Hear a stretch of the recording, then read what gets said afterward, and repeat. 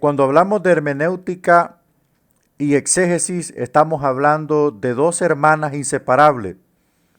Una, la hermenéutica es la base fundamental para la interpretación de la palabra del Señor, y la exégesis es la herramienta diestra que nos ayuda a conocer la gramática en todo lo que se llame idioma hebreo o griego, y así poder conocer el significado correcto de las palabras que se encuentran en la Biblia.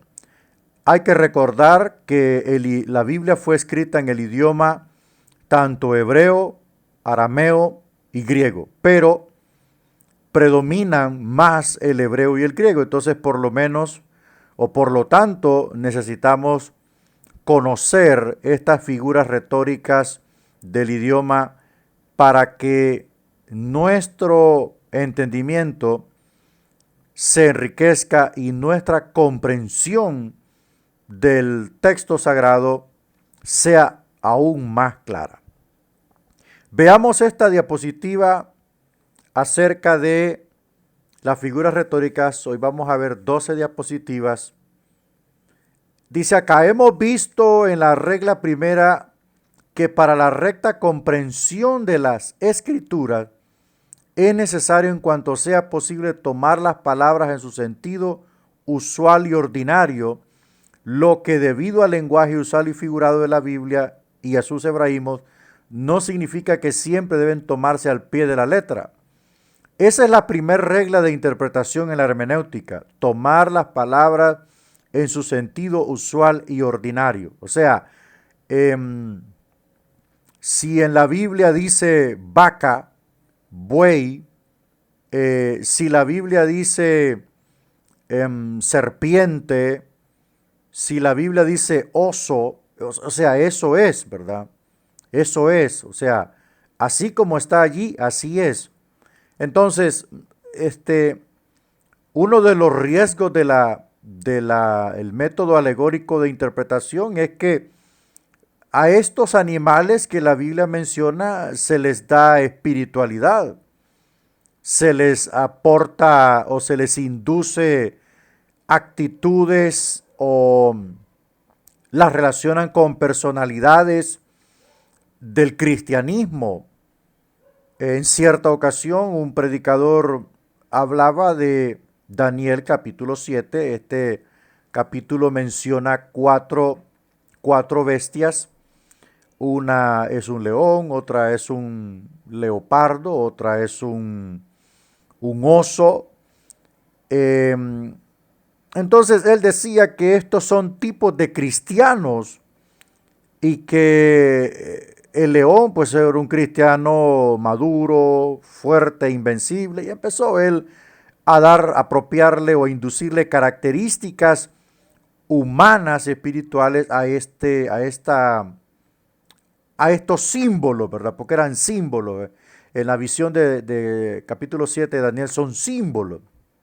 Entonces, esto es una violación a la interpretación de las escrituras, porque el asunto que el método alegórico es que desplaza el verdadero significado del texto a un lado y lo sumerge en como en una laguna de dudas, ¿verdad? Lo sumerge en un mar incierto, sin dirección alguna, y tanto el intérprete como el oidor van perdidos. Ahora, cuando tomamos las palabras en su sentido usual y ordinario, lo literal es literal, lo espiritual es espiritual, entonces nosotros estamos partiendo hacia una correcta interpretación de la Biblia.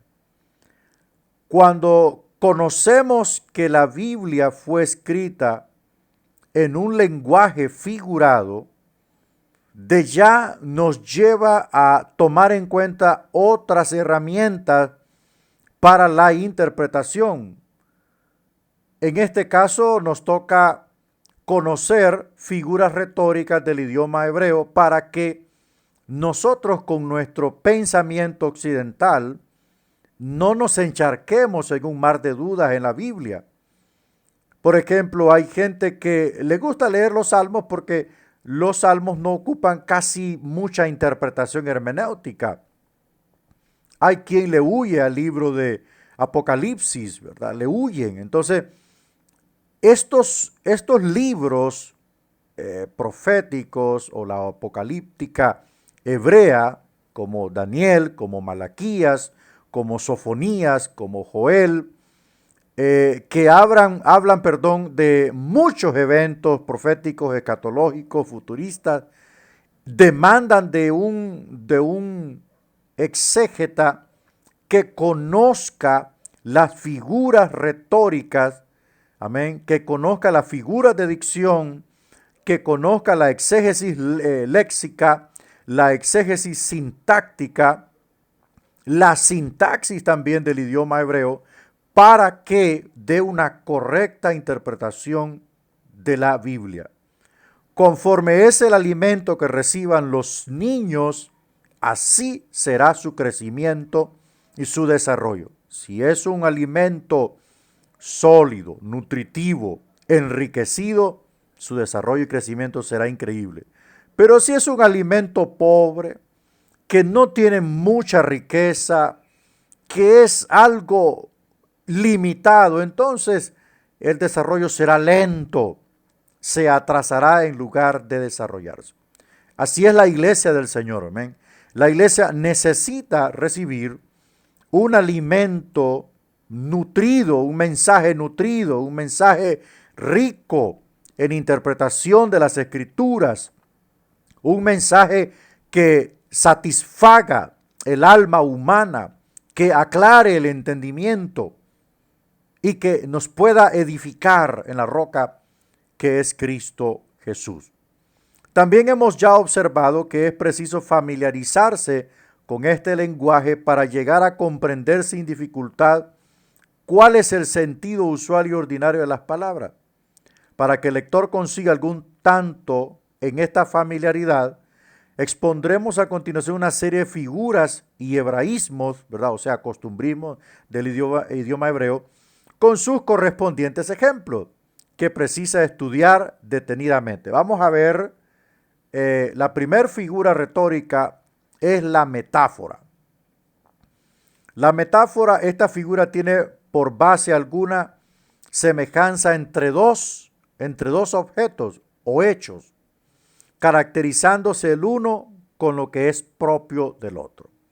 O sea, cuando hay una semejanza o parentesco, entonces esta figura retórica actúa con la característica del otro, se lo adjudica para dar a entender una lección o una verdad. Por ejemplo, al decir Jesús, yo soy la vid verdadera, se caracteriza Jesús con lo que es propio y esencial de la vid. O sea, en la Biblia se habló de que Israel era el olivo silvestre.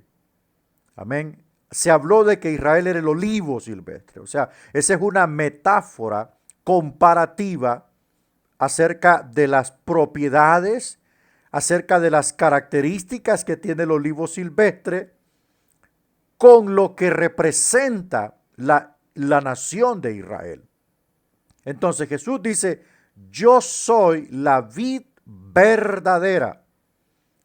O sea, no es Israel la fuente de la vida. No es Israel, amén, la fuente de la gracia. Es Cristo. Entonces, ¿qué es una vid? ¿Verdad? Veamos acá. Se caracteriza Jesús con lo que es propio esencial de la vid. Pero, ¿qué es una vid? La vid es el árbol que produce la uva. Entonces, ¿qué le aporta el árbol a la uva? Le aporta todo. Sin el árbol la uva muere. Sin el árbol las ramas mueren. Sin el árbol los pámpanos, que es las ramitas pequeñas donde aparece el fruto, mueren. Entonces Jesús dice, nos está diciendo una gran verdad: yo soy la fuente de vida, la fuente de vida verdadera. Sin mí, nada puede nacer. Todo el que se aparta de mí, muere. Todo el que se aleja de mí, muere. Todo el que me niega, todo el que me da la espalda, fracasa. Entonces, esa es una metáfora. Y en la Biblia, en el libro de Juan, hay muchas metáforas, ¿verdad? Hay otra palabra que Jesús dice: yo soy la puerta de las ovejas. Yo soy la puerta. La puerta. ¿Cuál puerta? ¿Cómo eran los rediles en el Medio Oriente?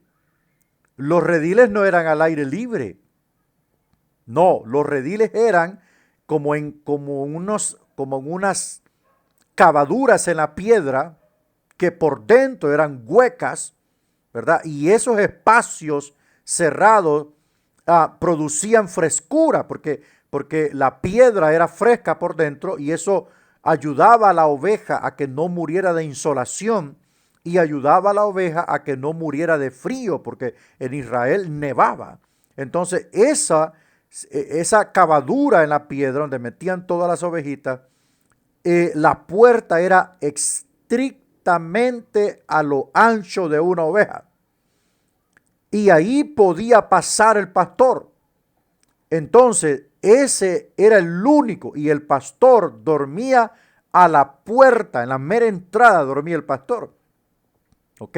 El pastor no dormía ya dándose calor con la oveja, empiernado con la oveja, no, dormía en la entrada, para que si llegaba un lobo, el primero que salía al encuentro era el pastor. Para eso el pastor siempre andaba con una vara larga. Esa vara le permitía pelear contra cualquier bestia rapaz. Esa vara larga le ayudaba a defender a la oveja.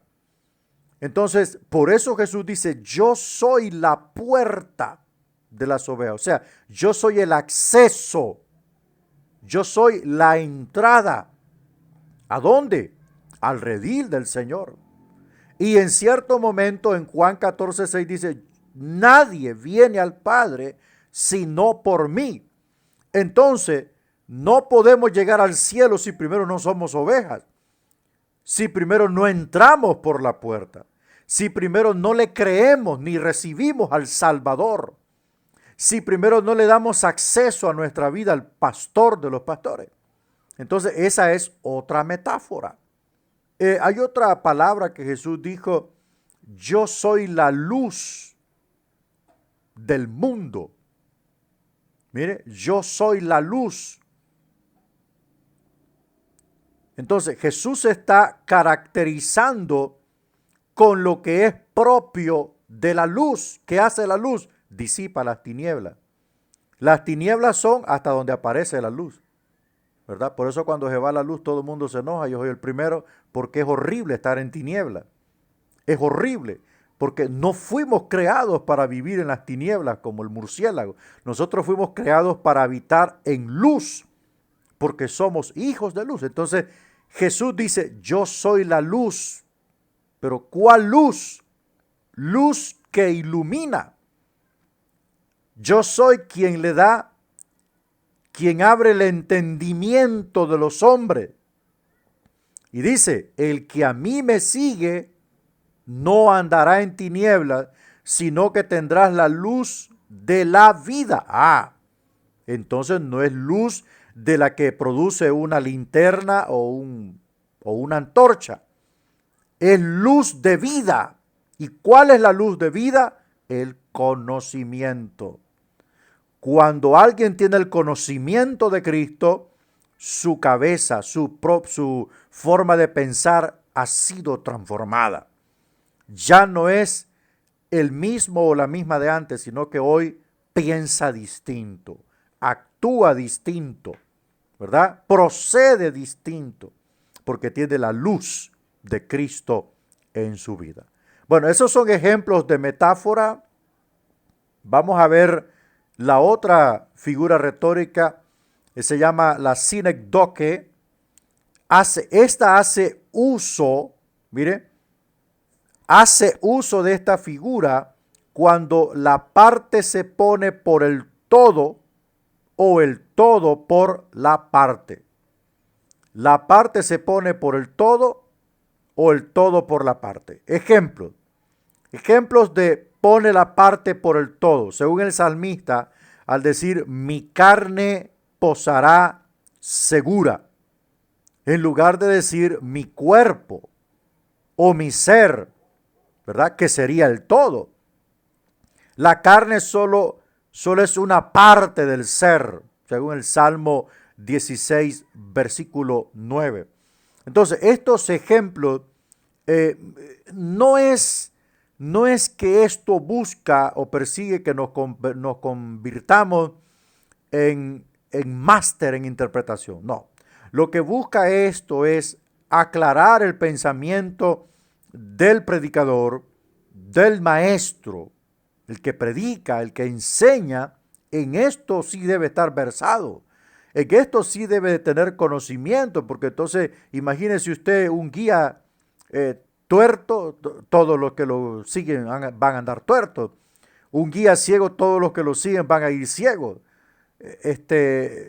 Desconociendo las técnicas de interpretación bíblica, desconociendo la exégesis bíblica, entonces irán en un camino incierto.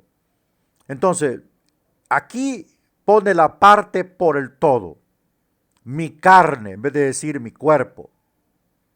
Mi carne posará segura. Es una expresión eminentemente hebraística. La siguiente, pone el todo, ahora pone el todo por la parte. El apóstol cuando dice de la cena del Señor, en 1 Corintios 11, 26, dice, todas las veces que bebiereis esta copa, en vez de decir, ¿verdad? Cuando bebieres un poco de esta copa. Dice, cuando bebiereis esta copa. Si usted lo interpreta literalmente, usted va a decir, bueno, todas las veces que me beba toda la copa. Recuerde que cuando Jesús toma la última cena con los discípulos, llenaban una copa grande. No es como ahora que cada quien tiene su vaso, no. De una copa tomaron todos, porque ese era el sentido que se le estaba dando a la enseñanza. Esos eran los elementos que el Señor estaba usando, porque de una sola copa, o sea, de una sola sangre, participaríamos todos los que creemos en Cristo.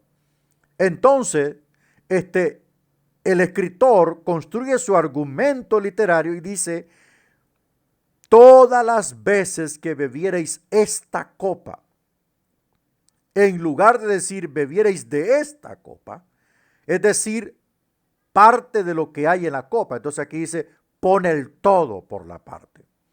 Ahora, hay que recordar lo siguiente. El apóstol Pablo está registrando tácitamente las palabras de Cristo, porque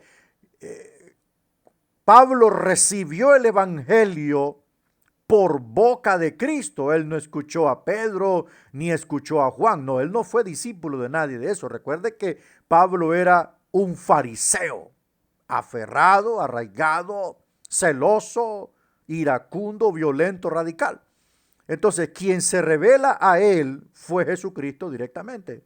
Entonces, todo lo que concierne a la cena del Señor, el apóstol Pablo lo recibió directamente del Señor, ¿verdad? Directamente del Señor. Entonces, la parte por el todo, mi carne posará segura, ¿verdad?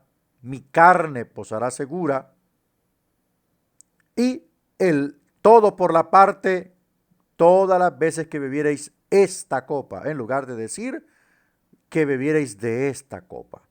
Ese es el sinecdoque, ¿verdad? Son figuras literarias que ayudan al creyente, al intérprete, perdón, a poder descifrar el argumento textual que fue escrito, por supuesto, para los judíos, y que este lenguaje figurado es un completo tropezadero para aquellos que no conocen las figuras retóricas. Veamos qué dice la metonimia. Empléase esta figura cuando se pone la causa por el efecto, o la señal o símbolo por la realidad que indica el símbolo, que hay dos cosas aquí.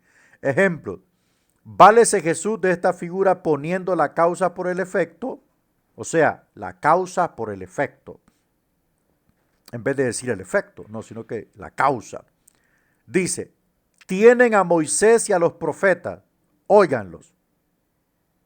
O sea, en vez de decir, tienen la Biblia. Dice, tienen a Moisés y a los profetas, óiganlos. En lugar de decir que tienen los escritos de Moisés y de los profetas, o en lugar de decir que tienen el Antiguo Testamento en mano. Porque los escritos de Moisés, es la ley, que son 5 libros, y los escritos de los profetas, que son todos los profetas mayores y todos los profetas menores. Entonces, pone la causa por el efecto.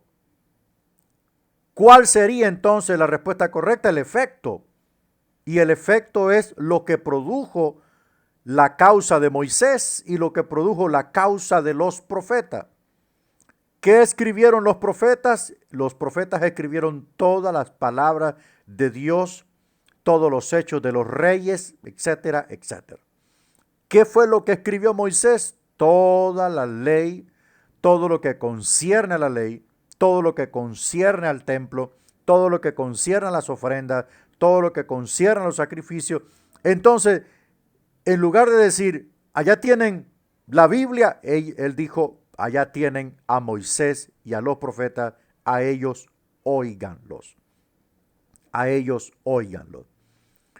Pone a sí mismo la señal, ahora vamos con la señal o símbolo, por la realidad que indica la señal cuando dice a Pedro, si no te lavare, no tendrás parte conmigo. Emplea Jesús aquí la señal de lavar los pies por la realidad de purificar el alma, porque hace saber él mismo que el tener parte con él no depende del lavamiento de los pies, sino de la purificación del alma. Eso está en Juan 13, versículo 8. Entonces, todas estas figuras retóricas, como ya dije, nos ayudan a comprender en qué idioma o cómo fue escrita la Biblia. ¿Cómo fue escrita la Biblia? Obviamente esto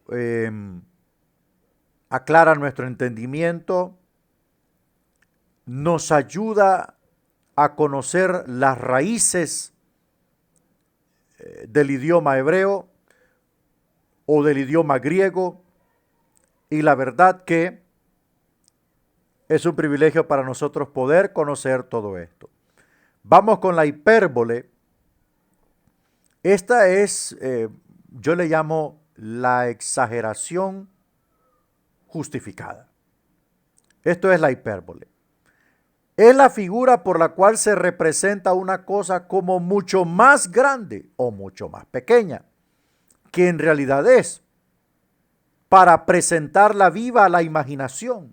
Tanto la ironía como la hipérbole se usan muy poco en las escrituras, pero alguna que otra vez aparecen. Ejemplo, hacen uso de la hipérbole los exploradores de la tierra de Canaán, cuando vuelven a contar lo que allí habían visto, diciendo, mire, vimos allí gigantes, los hijos de Anac, y éramos nosotros, a nuestro parecer, como langostas.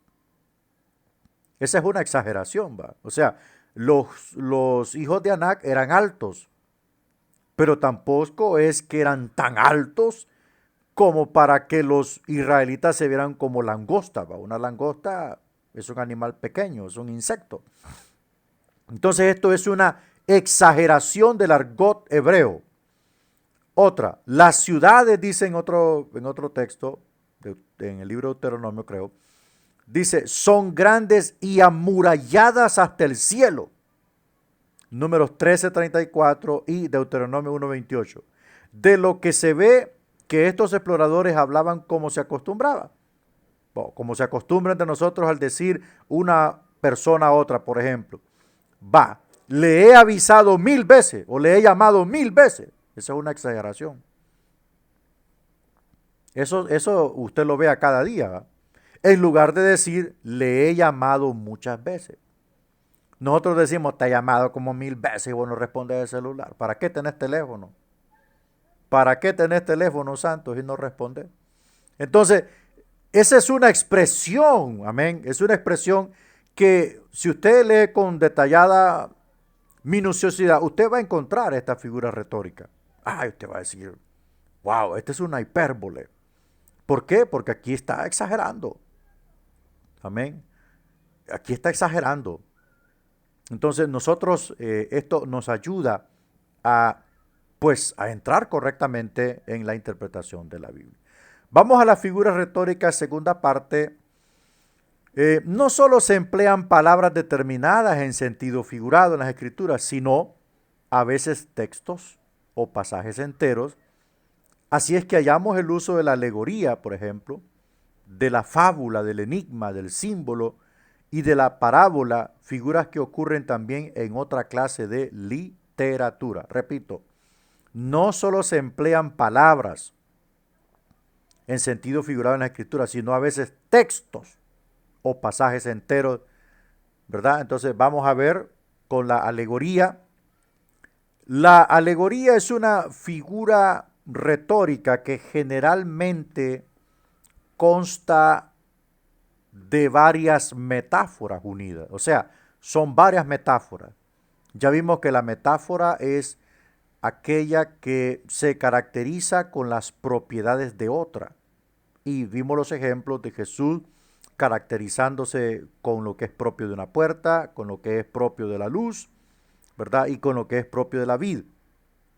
Entonces, vamos a ver los ejemplos de la alegoría, ¿verdad? La alegoría es la composición de varias metáforas.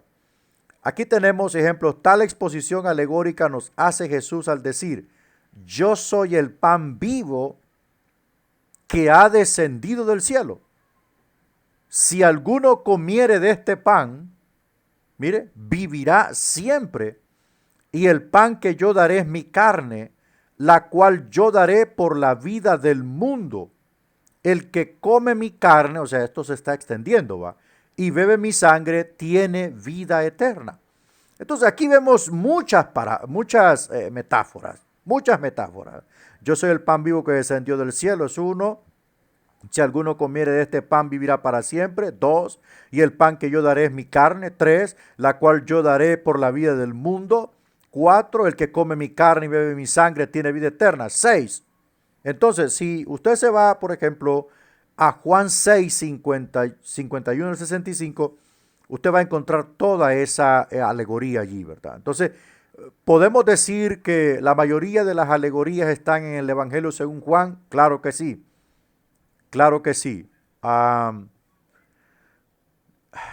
las vamos a encontrar. Porque son construidas con varias metáforas. Por ejemplo, otra alegoría refiere al salmista del Salmo 80, 8 al 13, representando a los israelitas su traslación. Bueno, para sintetizar e interpretar la alegoría, ¿qué es lo que está tratando Jesús de decir aquí? Jesús está haciendo una comparación, amén. Mire, en el pensamiento judío no se podía borrar de la mente el maná de Dios. Eso no se podía eliminar de la mentalidad judía, porque eso fue parte de la experiencia histórica de Israel al vagar por el desierto, previo a la llegada a Canaán. Entonces, cuando ellos hablaban del tema, se regocijaban y le daban mucha relevancia. Entonces Jesús, como conoce el pensamiento judío, dice, yo soy el pan vivo.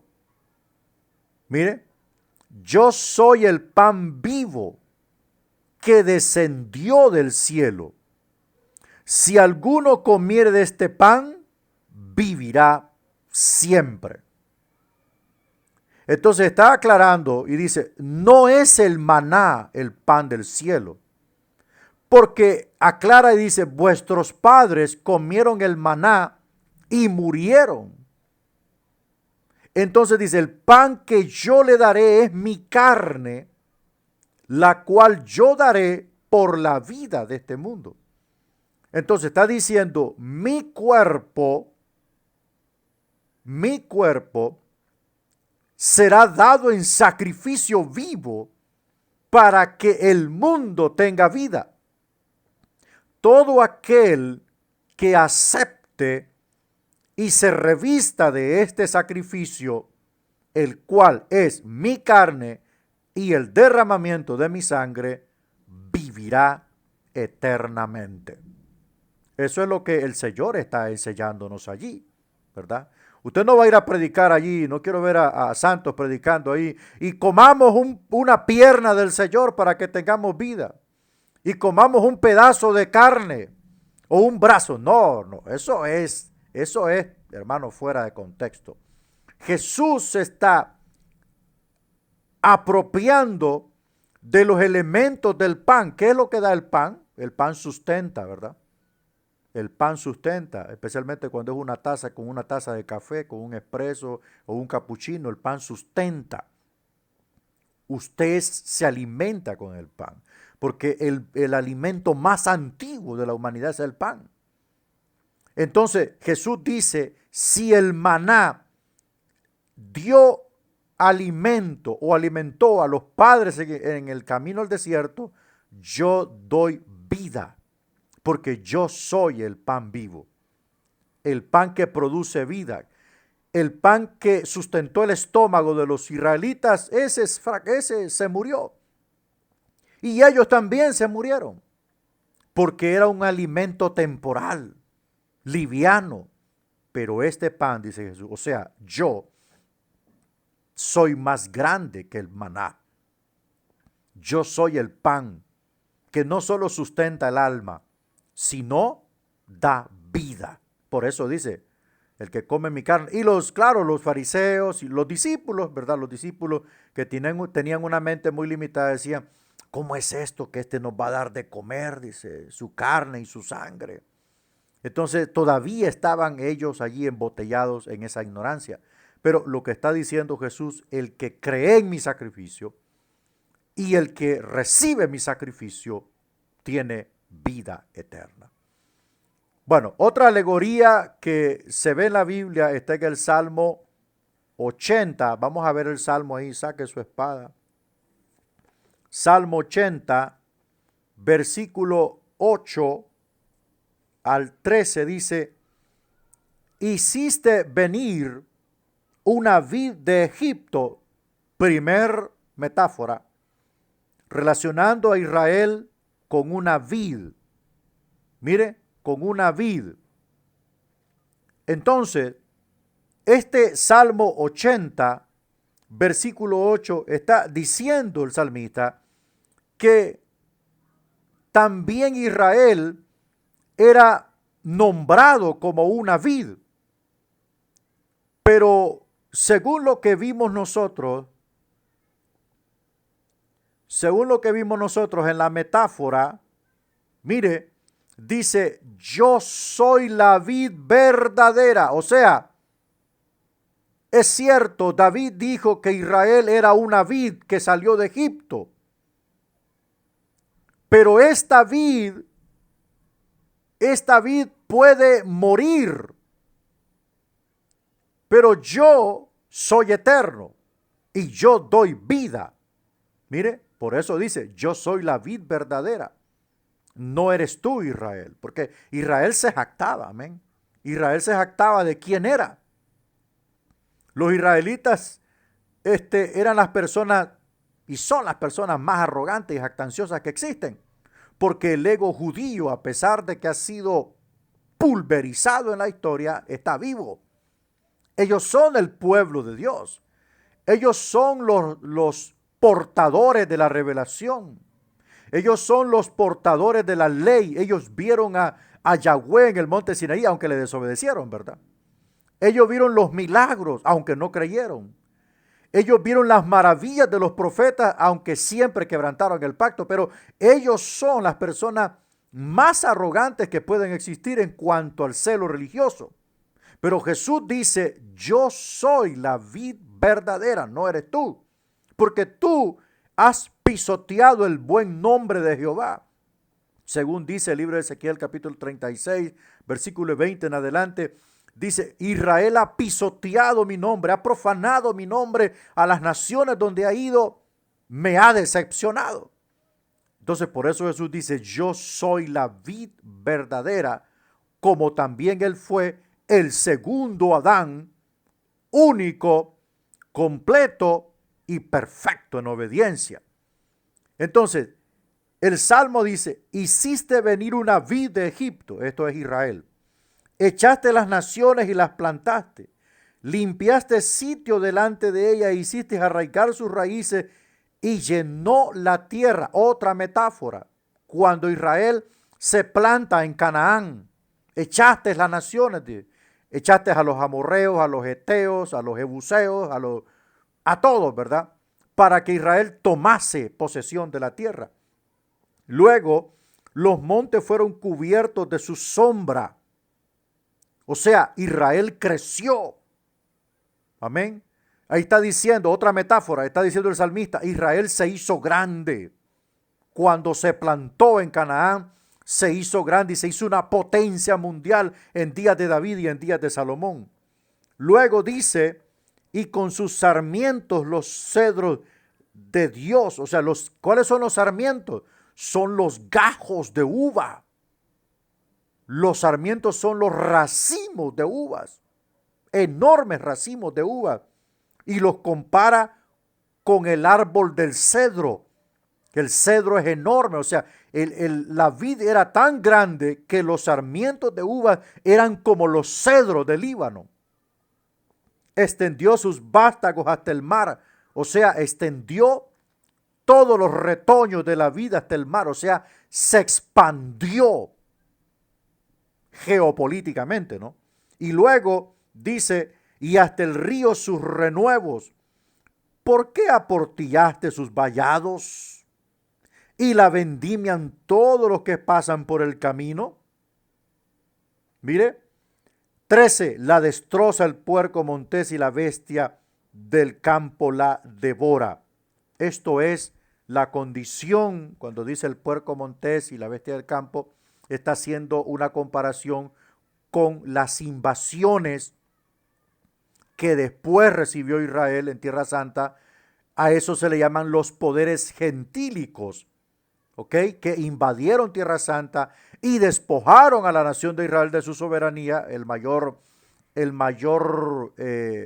ego israelita, la soberanía judía, y luego pisotearon su fe, pusieron condiciones para su fe los poderes gentílicos, esto es los asirios, en el año 700, en el año 586 los babilonios, luego el imperio medo-persa, luego el imperio griego y por último, cuando el imperio griego se disemina, ¿verdad? Se desintegra, Ptolomeo y Seleuco se apoderan de Tierra Santa y por último los seleucidas son dominados por un asirio llamado Antíoco Epífanes y este tipo hace una persecución sacrílega contra el pueblo de Israel y la fe sacrifica un cerdo sobre el altar del holocausto en el templo de Salomón y hace una serie de atrocidades que los escritores apócrifos le llaman la abominación desoladora en alusión a lo que Daniel anunció.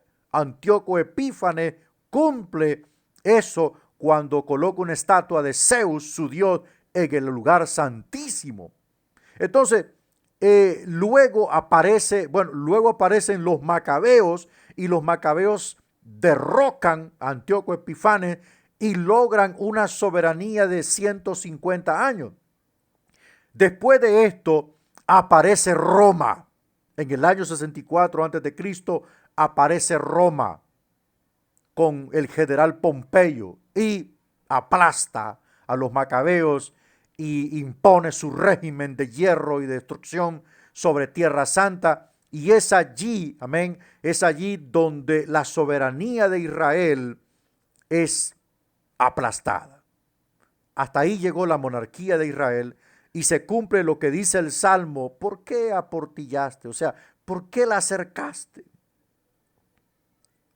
La acercó Jehová porque Israel le falló, porque la vid le falló. Israel le falló a Dios al oír a los falsos profetas, a ir en pos de la injusticia, a cometer cohecho contra el pobre. Entonces vemos en los escritos de los profetas que todo esto que Israel hizo fue señalado por los profetas menores, por Ageo, por Sofonías, por Miqueas, por Amós, fueron señalados. Y ellos no se quisieron arrepentir ni en días de Jeremías. Entonces vino el exilio, 70 años en Babilonia, dispersados los judíos. Ellos creían que al regreso de todo esto Israel sería la potencia, porque los profetas habían anunciado restauración y lo que veían era algo deprimente. Deprimente en su totalidad. Bueno, tal es el caso que cuando Nehemías y Esdras retoman Tierra Santa o Jerusalén, reconstruyen el templo en pedazos, parcharon el templo y los ancianos lloraban, gritaban porque decían: este no es el templo en el cual vimos la gloria de Yahweh en el templo de Salomón. Entonces parecía que aquellas profecías de restauración y de bendición por parte de los profetas era una semita comparada con lo que se había escuchado. Entonces esto se cumple en este salmo, lo que dijo este salmo: el puerco montés lo devoró la vid. O sea, los gentiles golpearon la nación de Israel y la despojaron. Hasta el día de hoy no hay monarquía en Israel. Entonces, esta es la alegoría, ¿verdad? Composición de varias metáforas, ¿verdad? Varias metáforas. Es bonito estudiar la alegoría, es bonito estudiar la metáfora, etcétera, etcétera. Vamos ahora a ver el tipo. ¿Es buen tipo o mal tipo? El tipo es una clase, oiga, es una clase de metáfora. Parece metáfora, pero que no consiste meramente en palabras, sino en hechos, o sea, acontecimientos. Por ejemplo, un acontecimiento en la Biblia: el agua que salió de la roca, que el escritor de la carta de los Hebreos dice que es Jesús, que era un tipo de Jesús.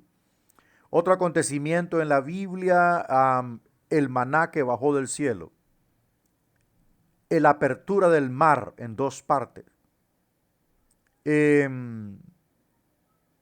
Otro acontecimiento: cuando Josué detiene el sol y la luna.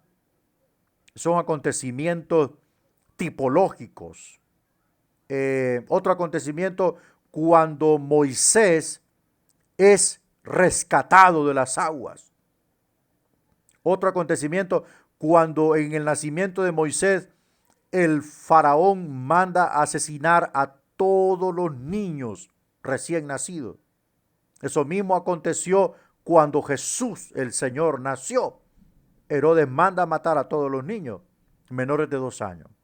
Qué terrible eso. Entonces, esos son acontecimientos tipológicos. Ok. Entonces, estas figuras son numerosas y llámense en la escritura sombra. El escritor de la carta a los Hebreos lo llama sombra. Acontecimientos también podemos mencionar el sacrificio del cordero, el sacrificio del buey para hacer la ofrenda, el holocausto de paz. también esos son tipología de hechos o acontecimientos tipológicos. Entonces, estas figuras son numerosas y la Escritura dice que son sombras de los bienes venideros y se hallan de consiguiente en el Antiguo Testamento. Por lo general, la tipología está en el Antiguo Testamento. Antíoco Epifanes era un tipo del anticristo.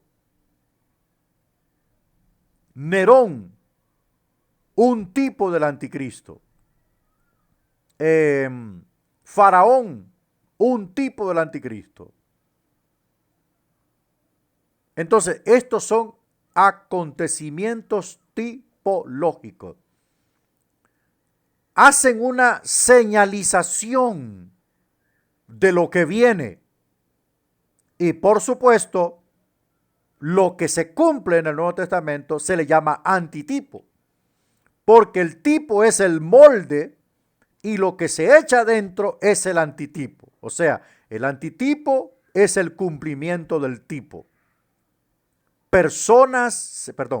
Designan semejantes hechos, personas u objetos en el porvenir. Noé fue un tipo de Jesucristo. El arca fue un tipo de Jesucristo, porque el arca salvó a Noé y a todos, ¿verdad? Jesús es el antitipo, porque en Jesús existe la salvación del género humano. ¿Ok? Entonces, otro tipo de persona, Aarón el sumo sacerdote, era otro tipo. Aquí tenemos un ejemplo. Jesús mismo hace referencia a la serpiente de metal levantada en el desierto como tipo prefigurando la crucifixión de Jesucristo. Eso creo que se encuentra en Deuteronomio o Números, no recuerdo. Cuando Israel provoca ira al Señor y el Señor envía serpientes ardientes, o sea, serpientes venenosas. Y estas serpientes empezaron a morder y la mortandad empezó. Entonces Moisés clama y el Señor mismo le dice, hazte un asta con una serpiente de bronce y ponla en medio del campamento y todo aquel que fuese mordido, escuche bien, todo aquel que fuese mordido por una serpiente no está deteniendo el juicio. Todo aquel que fuese mordido y mirare hacia la serpiente de bronce, mire, y mirare hacia ella sería sano. Entonces esto es una tipología de que el Señor moriría crucificado. Y Jesús dice, y como Moisés levantó la serpiente en el desierto, así será levantado el Hijo del Hombre para que todo aquel que en él cree no se pierda, mas tenga vida eterna. Y a todos, y extenderé mis brazos, dice, y a todos atraeré hacia mí. O sea, iba a morir crucificado. Entonces, la crucifixión de Jesús es el antitipo de la serpiente alzada en asta de bronce en medio del campamento de Israel. Es interesante, cuando nosotros aprendemos la tipología de ya, podemos trabajar con escatología bíblica o con la profecía. En otra ocasión se refiere Cristo al conocido acontecimiento con Jonás, otro acontecimiento. No la muerte de Jonás, sino lo que pasó con Jonás. Jonás fue tragado por un pez enorme y estuvo en el estómago de ese pez, en una recámara del estómago, 3 días y 3 noches. Entonces, en cierto momento a Jesús se le dice que haga una señal. Y Jesús dice, esta generación, la única señal que ha de recibir es la de Jonás. Porque como Jonás estuvo 3 días y 3 noches en el corazón del mar, así el Hijo del Hombre estará 3 días y 3 noches en el corazón de la tierra. Pablo nos presenta al primer Adán como tipo. Adán fue un tipo. prefigurando el segundo Adán, Cristo Jesús. Y asimismo el Cordero Pascual que se sacrificaba cada año en la Pascua era un tipo del Cordero Redentor, ¿verdad? Como dijo Juan Bautista, he aquí el Cordero de Dios que quita el pecado del mundo. Entonces, esa es tipología en cuanto a personas, eventos, instituciones. Hay una tipología enorme en el Antiguo Testamento en cuanto a instituciones, y hay tipología inmobiliaria también, el altar del incienso, el arca del pacto, la ménora, la mesa de los panes de proposición, todo apuntaba a Jesucristo. No se puede interpretar el Antiguo Testamento sin dejar de ver a Cristo. Todo el hilo enhebrante de tanto el Antiguo como el Nuevo se concentra en Jesucristo. Por ejemplo, según la carta a los Hebreos, el sumo sacerdote prefiguraba a Jesús. Los sacrificios que prefiguraban el sacrificio de Cristo. El santuario del templo que prefiguraba el cielo, ¿verdad? El santuario del cielo. Entonces, todo esto es tipología. Vamos a ver el símbolo. El símbolo. Bueno, el símbolo es una especie por el cual se representa alguna cosa, o sea, es una representación, algún hecho o por medio de otra cosa. Vamos a ver los ejemplos. El león se considera el rey de los animales del bosque. Así es que hallamos en las Escrituras la majestad real simbolizada por el león. O sea, el león representa realeza, ¿verdad? El rey. Del mismo modo se presenta la fuerza del caballo y la astucia de la serpiente. Entonces, cuando la Biblia dice el león de la tribu de Judá ha rugido, el león de la tribu de Judá es Jesucristo. ¿Por qué? Pues porque el descendiente más importante de la tribu de Judá no es David, ni es Salomón. Peor, Roboam. Roboam fue un mal rey. Entonces, el descendiente mesiánico es Jesucristo.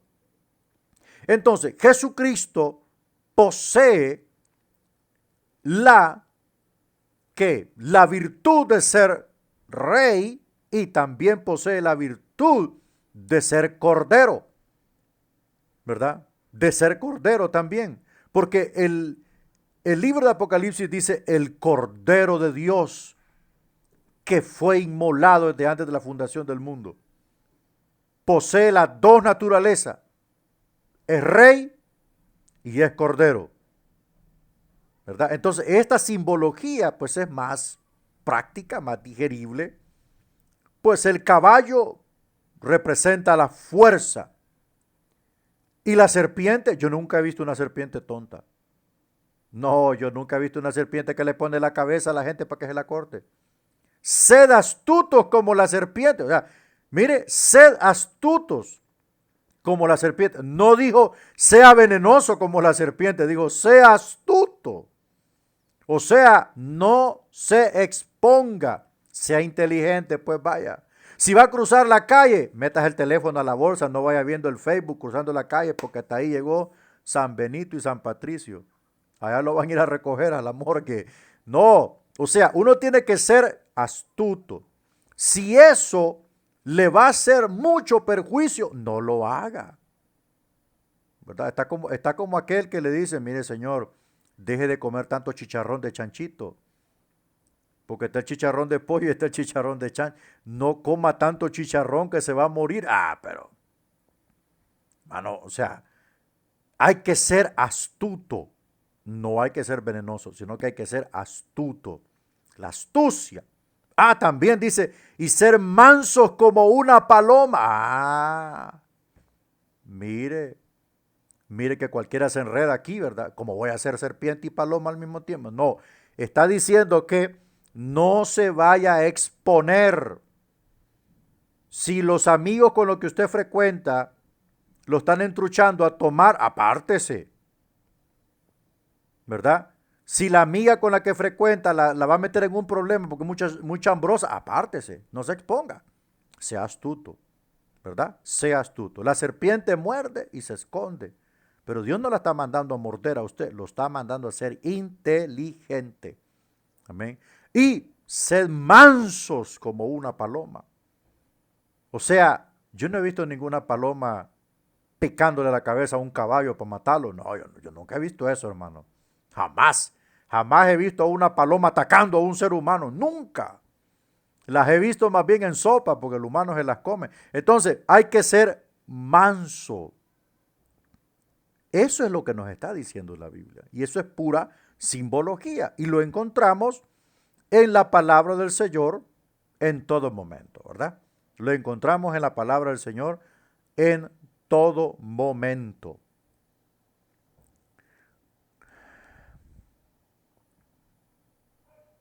Bueno, aquí tenemos otro ejemplo en cuanto a hechos simbólicos, que también hay hechos simbólicos, para representar la muerte del pecador. Pero aquí hay que tener cuidado. No es muerte física, es muerte, o sea, ya no al servicio del mundo. Eso se llama muerte espiritual. Ya no al servicio del mundo. Ya no estoy disponible al mundo. Entonces, la muerte del pecador al mundo y su entrada en una vida nueva por la resurrección espiritual, tenemos la inmersión y salida del agua en el bautismo. Cuando lo meten al agua muere al mundo, o sea, ya no está al servicio de la pecaminosidad del mundo ni de nada. Y lo sacan del agua, ¿verdad? Lo sacan del agua. Entonces, ahí resucita en términos figurativos, resucita ¿para quién? Pues para Cristo. O sea, para Cristo. O sea, ya estoy disponible al 100% al servicio del Señor. Claro, sigo estando en el mundo, pues porque no me puedo ir de aquí. Hay que trabajar, hay que educarse, hay que sobrevivir, pero ya no participar de las obras infructuosas del mundo porque éstas contaminan. Eso es lo que está representando. Mire, yo quiero darle un consejo en el glorioso nombre de Jesús. Cuando una persona es bautizada, el río no se lleva los pecados. Ay, hermano, yo he visto ese montón de veces en pastores. Allá van los pecados, dijo un pastor. Yo no me reí por respeto. Allá va aquel montón de pecados en el río. No, hermano, solo es un acto simbólico de fe y obediencia pública. Los pecados los borró Jesucristo en la cruz del Calvario.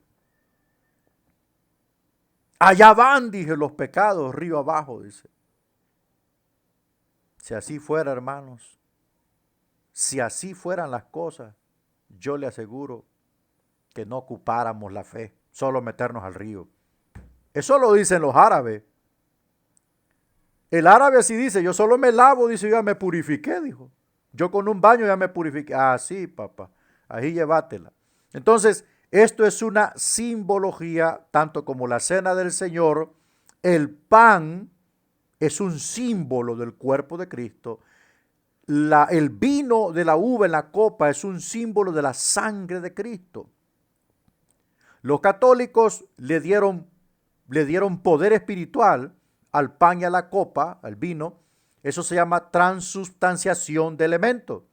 Ellos le dieron ese poder para atar a la gente, para amarrar a la gente y así formar un vallado alrededor de la iglesia como única sola iglesia. Ese es otro tema. Vamos con la parábola, ya estamos terminando. La parábola es una especie de alegoría presentada bajo la forma de una narrativa, relatando hechos naturales o acontecimientos. Bueno, yo creo que la parábola la tenemos repasada. La parábola de los talentos, la parábola de las viudas, de las vírgenes, perdón, de las vírgenes, de las 10 vírgenes, la parábola del sembrador, la parábola de la semilla de mostaza. ¿Cuántas parábolas no hemos visto nosotros, hermano? Ah, pero en las parábolas, escuche bien, en las parábolas no se mencionan nombres propios.